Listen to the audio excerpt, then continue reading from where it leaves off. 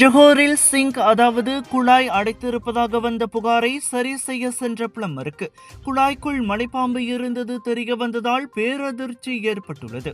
கம்பாஸில் உள்ள ஒரு வீட்டில் நேற்று பிற்பகல் 2 மணி அளவில் இந்த சம்பவம் நடந்தது.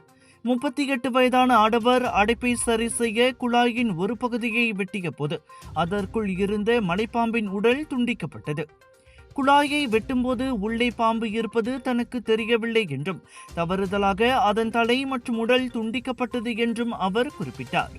பின்னர் குழாயில் இருந்து பாம்பை வெளியே எடுத்ததாக அவர் தெரிவித்தார். இதுபோன்ற சம்பவத்தை எதிர்கொள்வது தனக்கு இதுவே முதல் முறை என்றும் அவர் கூறினார். இந்த சம்பவம் தொடர்பான காணொளி சமூக வலைதளங்களில் தற்போது வைரலாகி வருகிறது.